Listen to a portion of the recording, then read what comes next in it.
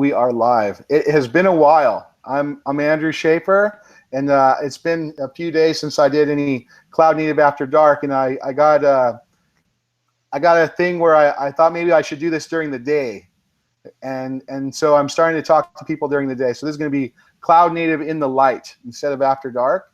And if you haven't seen any of these, there's some other ones, you can go watch them. Obviously, we're trying to talk about the trends that are happening across the industry with technology, with process, with tools, about how people are building and delivering software for their organizations. And today I'm joined by a very special guest that has recently released a book. He's the author of a book.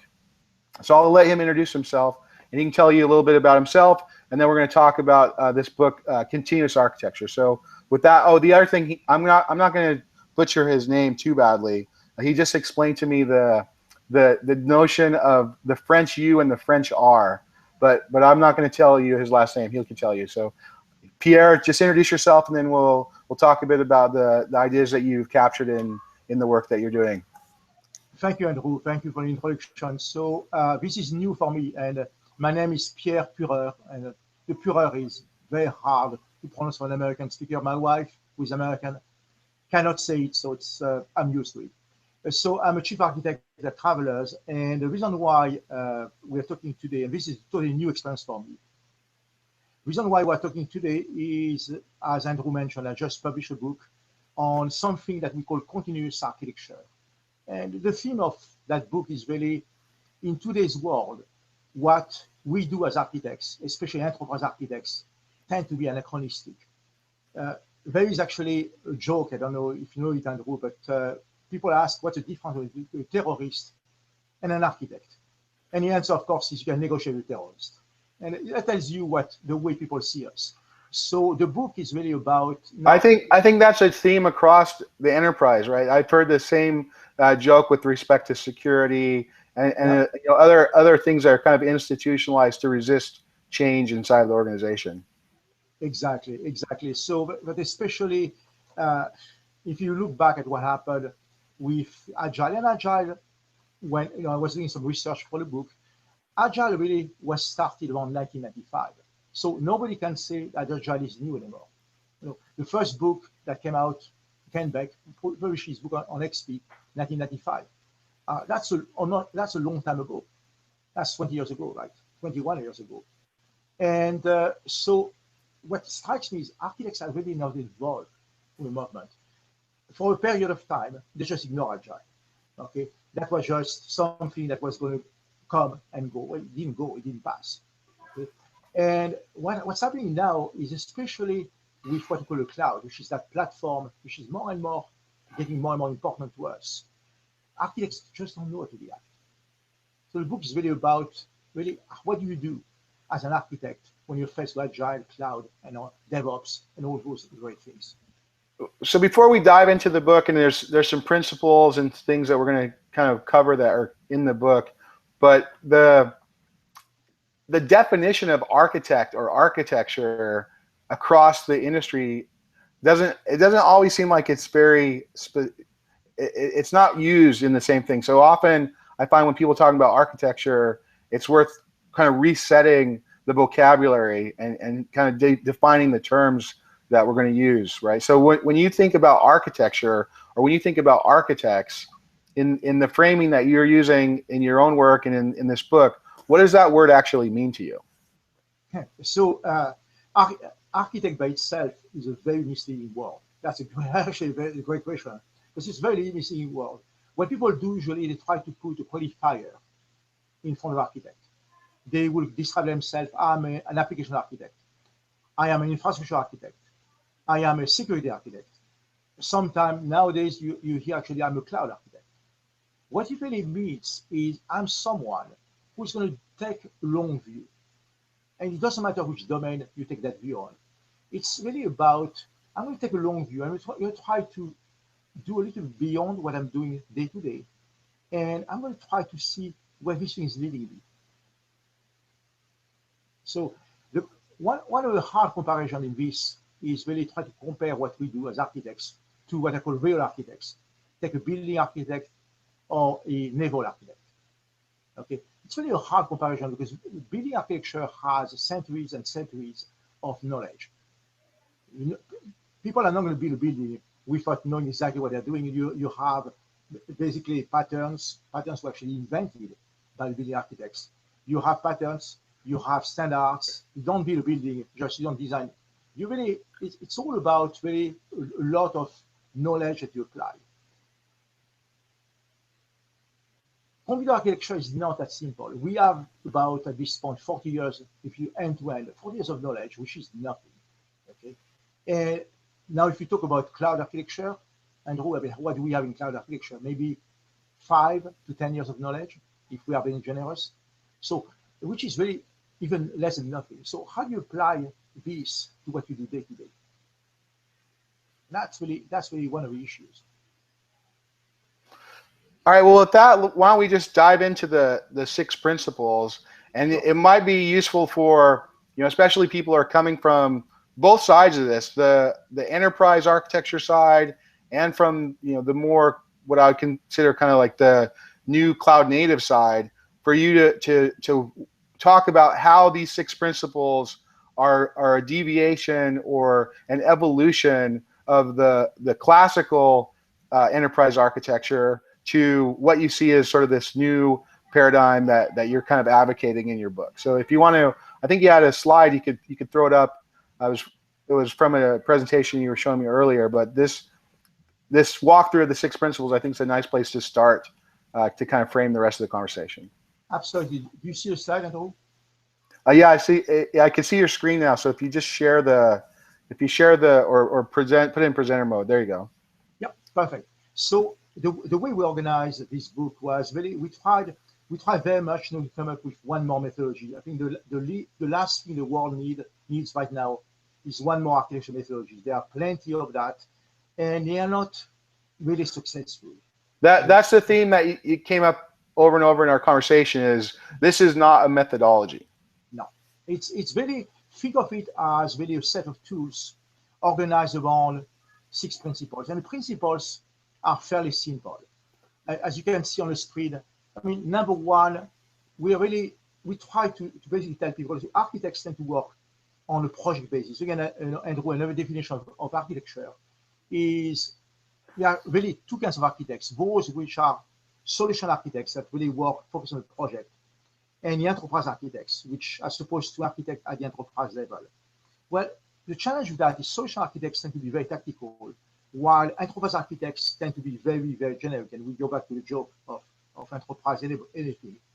But neither of those definitions are very satisfactory. What we are saying is, don't think just project. Try to think of the product. Try to think of your stakeholders. Try to think of who's going to actually use what you're doing. And I think that's a very, very important thing. And that's actually something that I was very happy when I started working. We did a couple of projects with Pureur Labs, and I was very happy to see that you guys have the same philosophy as we do, which is to try to don't look at projects, look at products, and organize your products in product lines. So that's the concept of really think product, not project, is critical for me. The second one, I'm sorry. Yeah, just for the, I mean, I live in this world, so I think sometimes when we talk, we don't always give the people that aren't in the same circles as us the right framing. So maybe just a tiny bit more, like, what do you see? What's the difference between a product versus a project for someone who's kind of coming into this fresh? Like, what do you mean it's different to think about a product versus a project? So the way I think of it, Andrew, is actually very simple. If I'm a project manager, okay, what I'm going to probably be worried about is my compliance to plans and budget. So I'm going to be very focused on the internals of what I'm working on. I'm going to make sure that I deliver on time. I'm going to make sure that I deliver on budget. Well, that's great until you realize that people may not like what I'm delivering, which is a big problem. Okay, but to me, what is the beauty of focusing on product is it's not that I don't care about time. I certainly care about time. It's not that I don't care about budget. I care about budget. But my first focus is going to be on how the system is being used. It's going to be on people who are actually consuming that product. It's a different mindset. I think one of the things I see as a big difference is that a project ends where a product has this life that might be, way into the horizon, if not forever. Like, I'm not just trying to get through the list of things on my Gantt chart or whatever, however you're planning that, so I can say that it's done. I'm trying to get in a continuous cycle of feedback with my users, something that optimize the value that I'm able to provide for them in a way that I have a relationship that allows me to build my business. I think that's an excellent point, because at this point, also thinking of product allows us to think in terms of minimum viable product, which is, I think, a very, very useful concept. And you'll see, as I keep on talking, we also start to think of minimum viable architecture, the architecture that it takes to basically deliver that minimum viable product. The reason why I think a minimum viable product is very important is because architects will try to get to some kind of requirements, and that's normal. Okay, the requirements, and you see in principle 2, requirements usually fall in two categories: the functional and what some people call the non-functional. I'm not crazy about the term, so I usually use quality attributes, which is the same thing. So the stuff which is not the functional. Here's the issue that we all have. In order to collect requirements, and collecting requirements is something we all need to do. So in order to collect requirements, we're going to have to go and talk to some human beings. Well, two issues that. Issue number one is that most of the time, we don't get to talk to the end user. We get to talk to some proxy that's going to interpret what people who want to use the system actually are going to do. Well, now you have a translation of really the requirements. So the translation is as good as the translator. Most of the time, it's not going to be very good. So first thing is you start collecting those requirements, and they are not really very good. But number two, even if you could get to the person that's actually going to use the system, you get into the next problem, which is the way the human mind works. It's really hard for people to explain what they want until they actually see it. So people try to guess. Sometimes they guess right, most of the time they guess wrong. So you end up with, this is another cliche, right? The old Victorian novel, the large requirement book that really people try to code to, and really they get to nowhere because, number one, it takes a long time to code. So by the time you finish, you probably what you're coding is probably half obsolete anyway. And number two, you're coding something that you don't even know that people want in the first place. Well, if you think product, especially if you put minimum viable product, the idea is to put something in front of your customers. And I use the keyword also, product forces you to think about the customers. So if you put something in front of the customer that people are going to react to. And of course, the challenge at this point is you need a closed loop. You need to be able to react quickly. But the whole idea is to have an architecture which is driven by feedback. Yeah, I like to frame everything in terms of a hypothesis that I'm testing. That Yes. I have some value that I believe I can create for a certain persona, and I want to validate that against their behaviors and their choices. So Absolutely. did we already start talking about the second principle, or is Yes. that? Yes. So what we did is we moved the first principle, which was, to illustrate the first principle, we went into the requirements and the requirements and the concept of MVP. So the second principle says, you can focus on your functional requirements, but a blob of software will probably fulfill your functional requirements. In order to have an efficient piece of software, you really need to think about your quality attributes, things like performance, things like scalability, and on and on and on. So here's a question for you, and this is something that I see people wrestle with across a bunch of different projects. How do you take the notion of quality or do you connect that back to anything that can be quantified or measured? Well, I think sometimes there's this is a double-edged sword, but you need sometimes, I think, to quantify things in order so that you can actually tie it back to something that's real. Yes, yes. And in terms, and you see the little image What we're doing is we actually, each quality attribute, and it's not illustrated on this slide, but basically it's decomposed into a scenario. So for example, if I take performance, which is an easy one to explain, performance, I'm probably going to look at response time, for example, and I'm going to give a scenario. In this context, okay, I expect the system to behave the following way, and I'm going to quantify this. So each of my quality attributes is going to be quantified with one of several scenarios. So how do you extend that? And this is one thing that comes up in lots of conversations. You have a couple on there like portability and interoperability. Like how do you, looking at a system or the architecture, tie that back to the notion of interoperability? So that's why those words are words at the end of the day, and they by themselves, your definition, Andrew, of interoperability may be different from mine. So, but and my not to belabor the wording, but my requirements for interoperability might be different. Right. So that's why it's very important to actually give some concrete scenarios. What do I mean by interoperability? What is the context? What I mean actually interoperability, and what am I trying to achieve? Does that make sense? Absolutely, and I think, I mean, the overarching theme of what I try to get people to do is focus on the holistic why this thing is supposed to exist, and not just checking off the boxes of the requirements. Exactly, and that requirements by themselves, I personally believe that requirements are not very interesting because they tend, as I said, they are very subjective. We like to think that even quality attributes are objective. Well, maybe they are, but they are not always terribly objective. So it's nice to actually be able to anchor them in some kind of scenarios that you can quantify. Absolutely. So then let's go to the third principle, which is about delaying the decisions.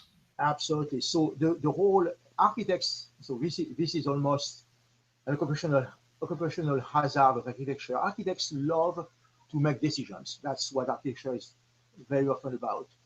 And they love to make decisions upfront based on, well, sometimes it's facts, sometimes they don't have facts, they make guesses. We're back to my example of if I'm going to start architecting a system for, I don't know, I'm going to come and see you, Andrew, and how many people do you think the system is going to be used by? And you're going to tell me 10,000. It's going to be a fairly popular mobile system. You have 10,000 users. And I say, if Andrew says 10,000, I better be careful here because this could be very popular. So let's try to architect for 20,000. Well, guess what? The system may be a flop, and I may get a grand total of 500 users on it. In the meantime, I've architected this grandiose system, and I have maybe provisioned a lot of infrastructure, perhaps not, but perhaps I have, for not a lot of value. So it's all about trying to really manage value. Okay, I should not invest a lot until I really can get some value out of what I'm investing. The way I frame this personally is there's few things more expensive in software than building the wrong thing. Exactly. And the more I can de-risk the project and align the effort I'm going to put into building up infrastructure and deploying the rest of this stuff with some actual usage pattern from a real customer, then the better off I'm going to be. Absolutely. And this goes back to project versus products. Project managers are usually very happy when they hit their plan and a budget. Well, if you deliver the wrong thing, does it really matter? Probably not. And a corollary to that is nobody will remember how, if you were a week or 2 weeks late delivering a product, if the product delights your customer. However, if you are on time, on budget, but you totally miss the mark, people will remember that one. It's absolutely it's an interesting thing. So delay your decisions until you actually know the facts is important. And then the number 4 is really about trying to architect for change. The change will happen. There is no way around that. It's totally crazy to think that I'm going to create that big design up front, that bar thing, and things are going to be great. The way things happen, things have a mind of their own, and So change should really be part of design. It's very important. And the best way I know of to actually try to handle change is to design small. And what we call nowadays microservices. Microservices is actually a great invention. I mean, I was lucky enough to attend a session by Josh Long a couple of weeks ago, and of course Josh is amazing when he did. But he also came up with some interesting points on microservices, more than just to show the way he codes and so forth. But the way some of what he said was really very insightful. Actually, if I can just take you to that slide very quickly, hopefully I won't mess up the thing. I could have a hidden slide for obvious reasons, right? The photo on microservices, but many people really think of microservices as just a REST API. This is just this is just a service with a REST API. It's much more than that. Many people also think about microservices as just it has to do with code base, the size of code base. Well, not really. Okay, microservices do increase velocity at the price of complexity. I think that's a very important point we all need to make. Yes, you're going to create velocity of your microservices, and you're going to be resistant to change, but your system is going to be a little bit more complex. So all these things really need to be taken into account. And the last point on that slide, which I got directly from Josh, was, to me, it was very insightful. They are all about choreography as opposed to orchestration. So the SOA architecture was all about a very smart orchestrator and some very dumb services below the orchestrator. What we're thinking now is, well, what if the services have some form of intelligence and can actually choreograph themselves and coexist and really create what I think of as ballet? Make sense? Absolutely. So back to I think, and this is not to steal your thunder, but you had the three things that you think or you think people need to be successful, and one of them was this notion of a platform. And I want to come back to 6 principles, but I think this is something that I've been. I think people don't understand the true fixed cost of deployment in many of their organizations. And if you want to go to these models of continuous delivery and microservices, then continuous delivery is going to increase the frequency that you do deployments, and the microservices architecture is going to increase the number of deployments that you have to do to change the system. So you could change any one part of the system with the deployment of that microservice, but in order to change the whole system, there's much more deployments in both time and space. So if you don't have the tooling and the process and the culture to drive the fixed cost of deployment in both terms of time, people, resources, whatever, down to near zero, then adding these continuous delivery models and these microservice models is going to increase your cost by whatever the factor of that fixed cost of each deployment is. Absolutely. I mean, that's exactly the point. Because that's the danger of principle 4 is that we architect for change, so we go into smaller and smaller things which are totally loosely coupled, which is a good thing. And also one insight I got from Josh was I tended to think of loose coupling based on process, and certainly we can think of it that way. But there are a lot of other things that couple our software. Database is one of them.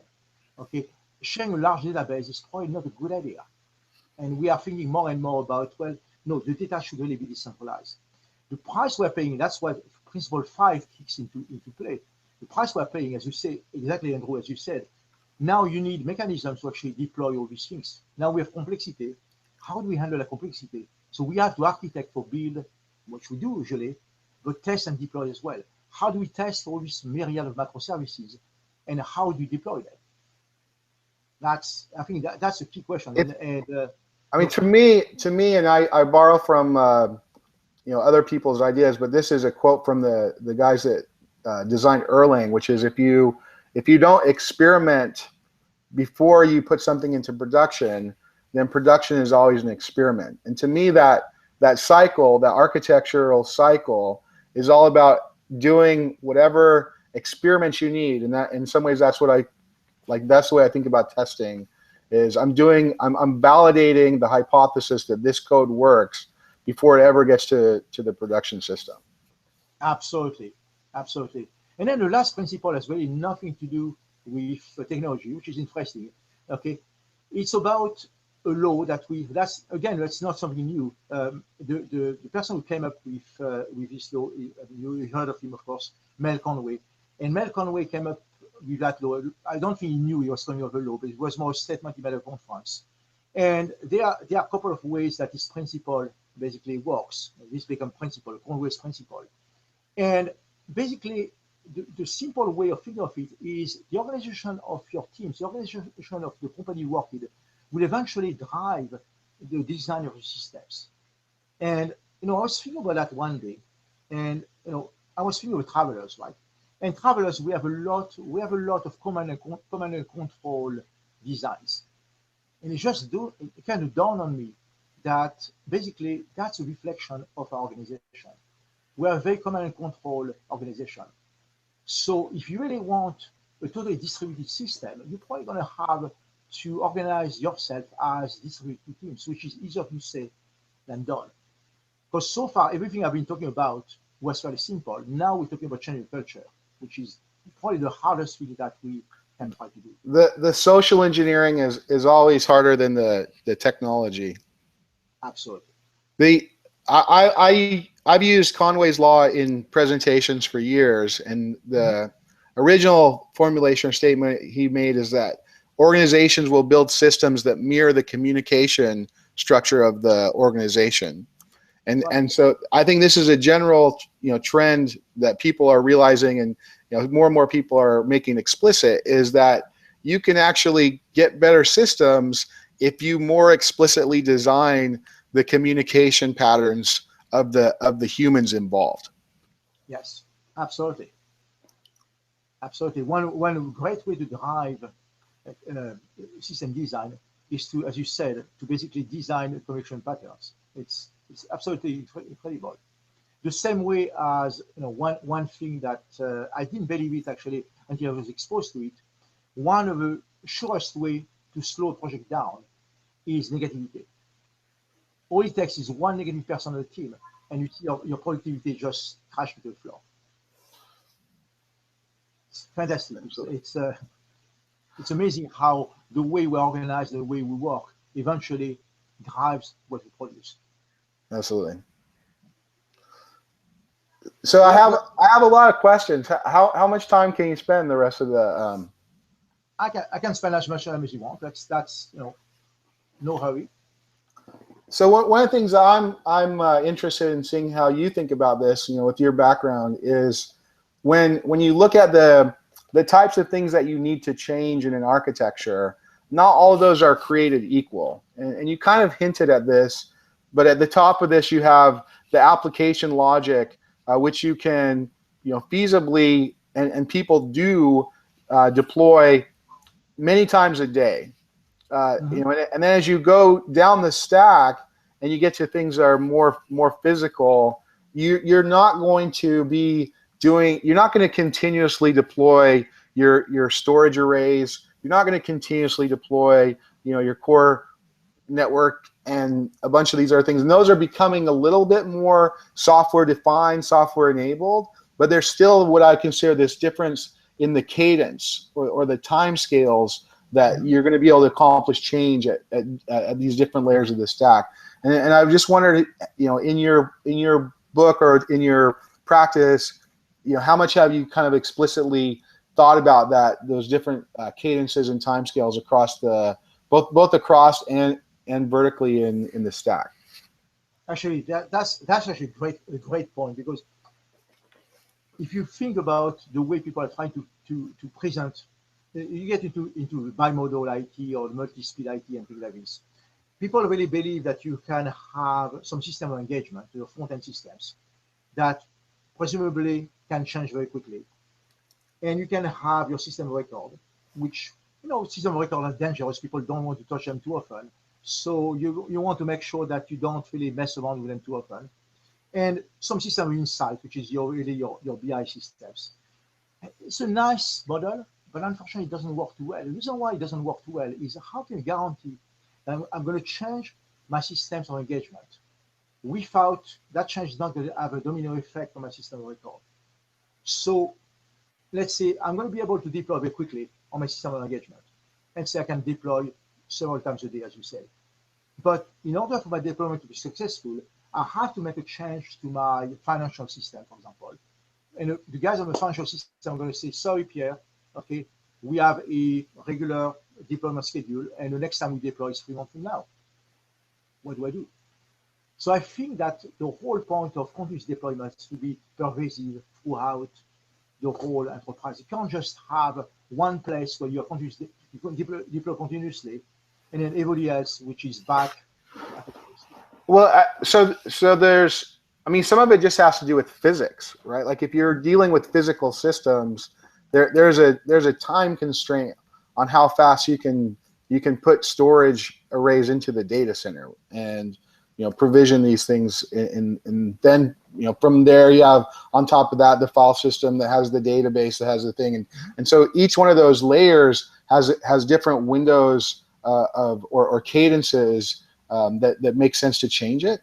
But I think that if you're looking at the notion of microservices and decoupling, part of the idea is to minimize the connasance or the connections between these different parts of the system that require these cascading changes across and both horizontally and vertically in the stack in order to do changes. So if you look at something, the big examples where people are doing continuous deployment with microservice architectures, and they're doing deployments every day, every 10 minutes, every second or whatever at some of these places, that they can't do that if they're required to coordinate across a team, right? That has to be self-service, facilitated by the platform, API driven. All the changes that need to be made are controlled by that two-pizza team.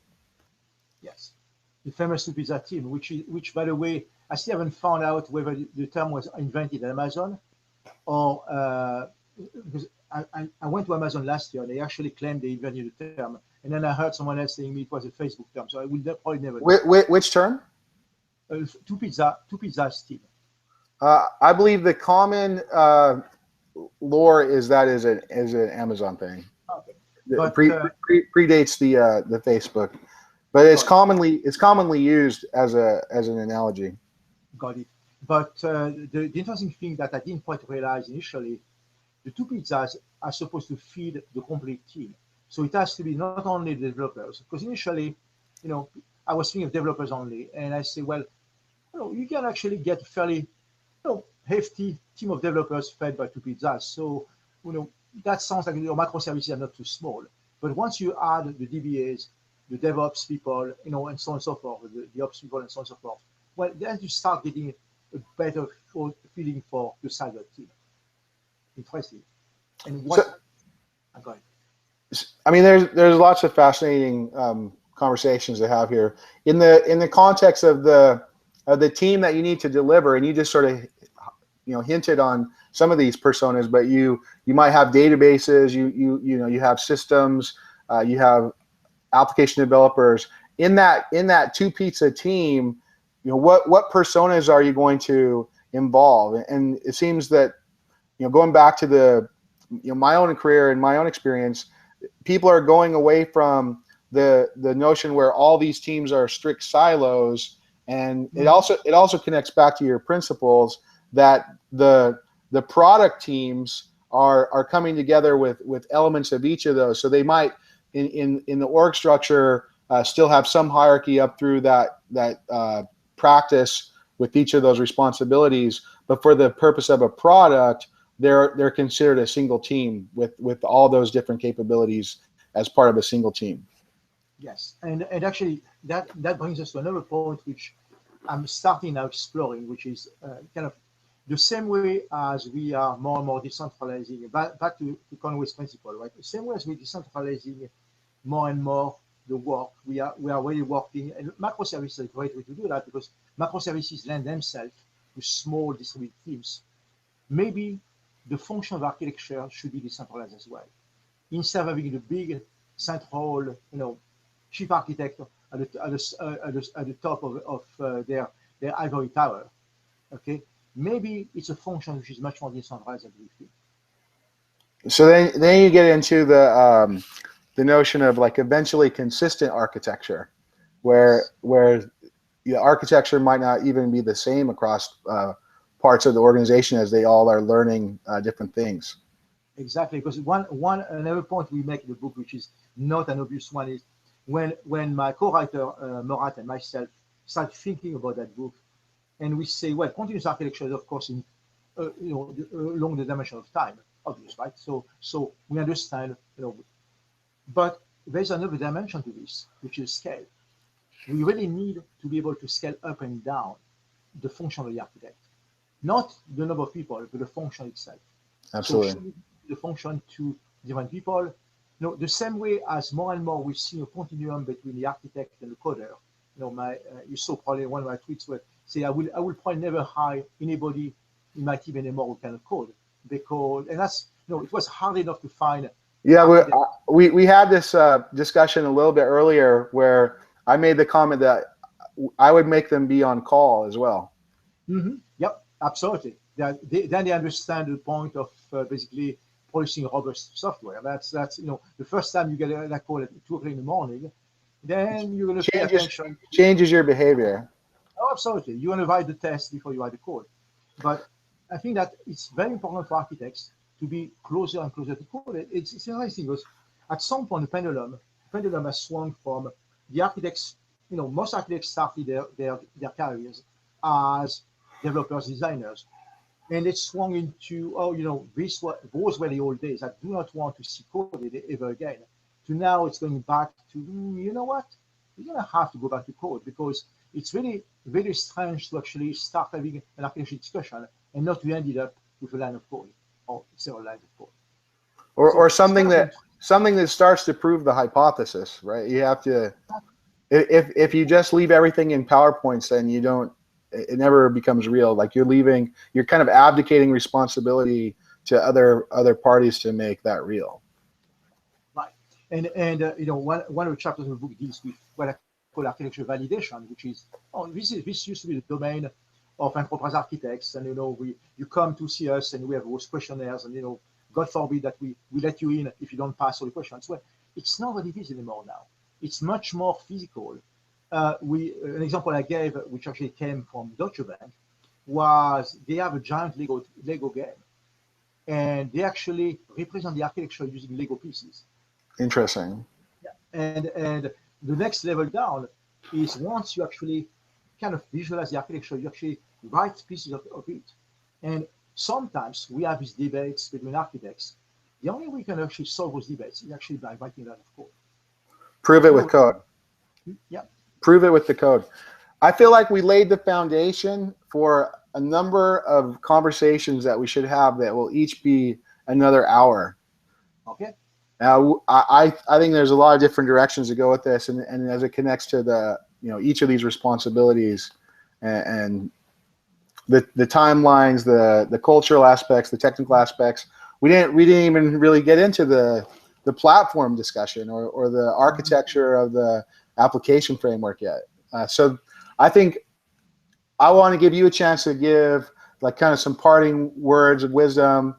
Tell people about how to get your book if they're interested in learning more about this, and then we should probably plan to talk again in a few weeks to a month and see where things are evolving. I would love to, absolutely love to. So parting words, this is not a theoretical book. This is about things that we live through. I mean, we started, my co-writer and I started this about 10 years ago, believe it or not, and we started writing something and we stopped, and we restarted recently. We started about 2 years ago. And of course, 10 years ago, the book would have been very, very different. It would have been more about, the stage we're at was more of a classical architecture. Now, the book that we created is much more, down to modern technologies. So I would encourage you to really, get a copy of the book, of course, but take a look, and you may find a few things that may surprise you, may actually open your eyes to a different way of thinking. That's really what we're trying to do here. And of It's course, the all book is that. Yeah, go ahead. it's all about the thinking. It's a way of thinking. It's all about thinking differently about what we do. Well, it's been a pleasure. I think that there's, like I said, I'm just having more questions and comments that I'd love to have more specific, deep dive on a bunch of the aspects of what you guys are thinking about, and see how it aligns with the things I've experienced and I've been thinking about as well. But with that, I think that I'd like to thank everyone for spending this time with us. It's a good 40 minutes now, and I think we covered some ground. And like I said, I don't know if we answered all the questions, but hopefully we help people get some better questions. Thank you, Andrew. Thank you very much. Thank you, Pierre. We'll do it again.